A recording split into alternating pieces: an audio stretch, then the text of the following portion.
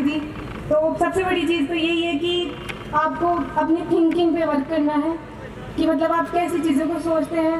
ऐसा कुछ नहीं है कि मैंने कुछ ज़्यादा स्पेशल किया, ऐसा कुछ नहीं, बस अपने टीचर्स ने जो मुझे समझाया, जो कभी भी मैं ऐसा नहीं है कि परेशान नहीं हुई, ऐसा बिल्कुल भी नहीं है। जो चीज़ें आप फेस कर रहे हैं वो मैंने भी सेम चीज़ें फेस की है। जब माइनर वगैरह होते थे तो जो मार्क्स कम आते थे तो उससे जो डिप्रेशन तो मैं नहीं कहूँगी, बट स्ट्रेस थोड़ा हो जाता था कि यार इतने कम मार्क्स आ रहे हैं, कैसी क्या चीज़ें होगी। तो वो चीज़ें मैंने फेस की है, ऐसा नहीं है बिल्कुल भी।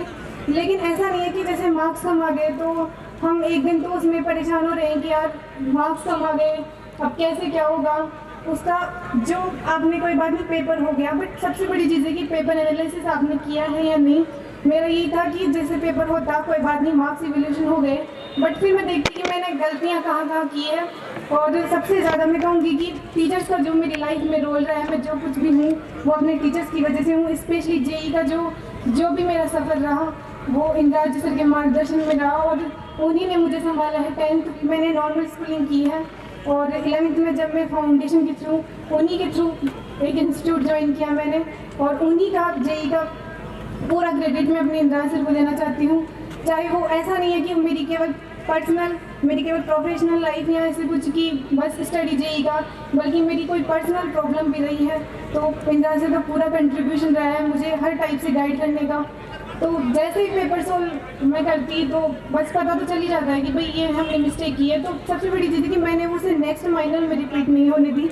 गलतियाँ करना बुरी बात नहीं है, बट गलतियाँ रिपीट होना बहुत ज़्यादा बड़ी बात है, और उसी से हम कहीं ना कहीं हम अपनी रेंज को या कहीं ना कहीं अपने मार्क्स को खो रहे होते हैं। तो यही है कि नंबर मेरा कभी ऐसा सीन नहीं था कि भाई बहुत ज़्यादा टॉप परफॉर्मर, ऐसा कुछ नहीं है। ऐसा नॉर्मल था, भाई मार्क्स हो जाते, एवोल्यूशन हो जाता, बट वही है कि मैंने गलतियाँ देखी, उसको रिपीट नहीं होने दिया। और दूसरी चीज़ ये है कि जैसे एग्ज़ाम पास में आती है, जैसे अभी जनवरी में जेई मेंस का फर्स्ट अटैम्प्ट होने वाला है और शायद मई के अप्रॉक्स नीट का है।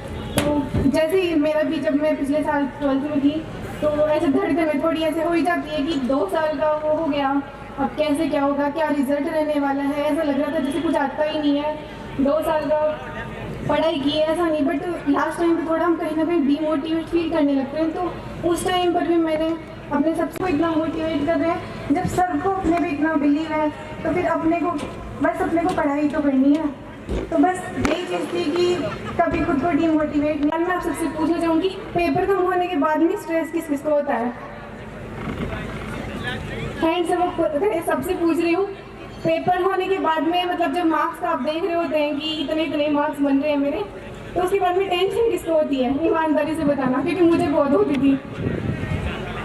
बॉयज में नहीं होती किसी को टेंशन? अरे भाई देखो, मोनिका जो बोल रही है ना, इस पे बिल्कुल ध्यान दें अच्छे से। पेपर होने के बाद में स्ट्रेस किस किस को होता है? मतलब स्ट्रेस नहीं होता, वैसे थोड़ा टेंशन टाइप, थोड़ा ऐसे क्या बॉयज को होती है? तो उसी देख रहा है भाई, बॉयज को कम होती है, टेंशन नहीं लेते, टेंशन छोड़ दी इनके लिए भाई, तुम रखो। अब मेरा तो था वर्ड करवा रहा है, उस पर बिलीव करके उसको अच्छे से सॉल्व करो, और डाउट्स अपने कभी पेंडिंग नहीं रहने चाहिए, क्योंकि अगर एक भी छोटा सा भी डाउट रहता है ना तो वो कब जाके बड़ी प्रॉब्लम हो जाए उसका हमें पता भी नहीं चलता है। तो सबसे बड़ी चीज़ है कि जो सोर्स आपको गिवन है, जो कुछ भी है, जो भी नीट का हो या फिर जेई का हो, उसे बहुत अच्छे से करें। और जेई में एक चीज़ मैं कहूँगी कि जैसे आप मेंस वालों का भी एग्ज़ाम होने वाला है जनवरी में, तो पहले से प्री डिफाइंड नहीं हो, क्योंकि 90 क्वेश्चन आते हैं जिनमें 75 अटैम्प्ट करने होते हैं। तो ऐसे नहीं हो कि नहीं मेरे को तो इतने ही करने हैं तब जाके मेरी परसेंटाइल बेस्ट हो। पहले से प्री डिफाइंड कुछ भी नहीं होना है, क्योंकि आपको नहीं पता पेपर क्या आने वाला है, क्या पता बहुत ज़्यादा हार्ड लेवल आ जाए। और फिर आप अगर पहले से एक्सपेक्ट कर रहे हो कि मेरे को 60 क्वेश्चन या 50 क्वेश्चन करने हैं, आपको सबसे ज़्यादा ध्यान रखना है अपनी एक्यूरेसी पे, क्योंकि जेई नंबर ऑफ क्वेश्चन की डिमांड नहीं करता है, जेई एक्यूरेसी मांगता है। अगर आप 60 क्वेश्चन अटैम्प्ट कर रहे हो और अगर 10 क्वेश्चन गलत हो रहे हैं तो वो आपकी रैंक को बहुत ज़्यादा डिक्रीज करेंगे। जबकि नीट में जस्ट थोड़ा अपोजिट होता है, क्योंकि नीट में नंबर ऑफ क्वेश्चन ज़्यादा होते हैं, तो उन्हें स्पीड प्लस एक्यूरेसी दोनों पे ध्यान रखना होता है। तो बस यही है कि जेई वाले थोड़ा नंबर ऑफ क्वेश्चन के साथ साथ अपनी एक्यूरेसी पे ध्यान दें, क्योंकि एक्यूरेसी ही उनकी रैंक या परसेंटाइल को इंक्रीज कर पाएगी। जबकि नीट में थोड़ा जैसे बायो है और केमिस्ट्री है, तो उनमें एनसीईआरटी सबसे बेस्ट मैं कहूँगी कि सबसे बेस्ट अगर कोई शॉर्ट्स हैं तो वह NCERT है। NCERT की लाइन टू लाइन रीड, आप ऐसा नहीं कि उसे रटना है, ऐसा कुछ नहीं, समझ के करें। क्योंकि बायो में स्टेटमेंट बेस्ड मैं पेपर देखा तो उसमें स्टेटमेंट बेस्ड चीज़ें ज़्यादा पूछी जाती है, तो विच इज़ नॉट ट्रू और विच इज़ ट्रू, इसके बीच में हम बहुत ज़्यादा फंस जाते हैं। तो ऐसा है कि NCERT को इतना अच्छे से पढ़ना है, इतना अच्छे से समझना है कि जब आप पहली बार पेपर में उसको पढ़ो तो आपको पहली बार में चीज़ें क्लियर हो जाए। तो अपनी माइंड को फ्री माइंड के साथ, क्लियरिटी के साथ उस चीज़ को करना है।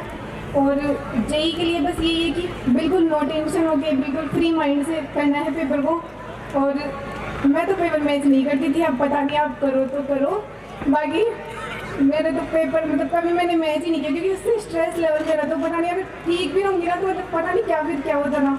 और जो स्पेशली 12th में है या फिर जिनका ऐसा कुछ गोल है कि मुझे परसेंटेज को भी एक लेवल पे रखना है, या फिर उनका ऐसा ड्रीम है कि मुझे परसेंटेज भी अच्छी बनानी है, तो परसेंटेज के लिए कुछ खास नहीं, बस क्योंकि फिजिक्स केमिस्ट्री मैथ्स ये तो कॉमन होता है, additional optional subject English Hindi आ जाती है। तो ऐसा नहीं है, अगर आप परसेंटेज का टारगेट भी लेकर चल रहे हैं तो थोड़ा हिंदी इंग्लिश पे फोकस करें, क्योंकि ऐसा नहीं है कि हिंदी इंग्लिश को हम बिल्कुल इग्नोर कर रहे हैं, तो ऐसा कुछ नहीं है।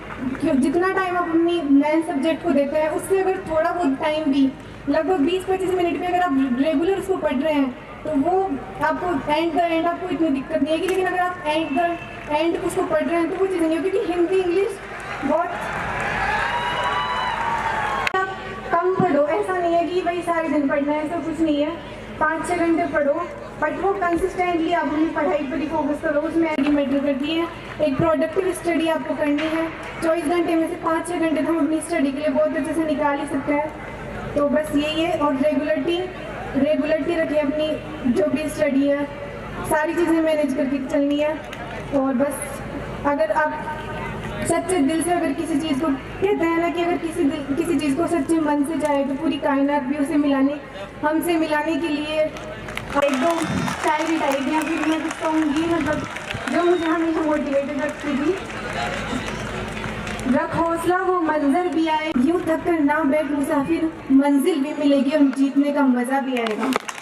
तो कुछ भी ऐसे कुछ दिए। और मेरे लिए सबसे बड़ा मोटिवेशन मेरे पेरेंट्स रहे हैं।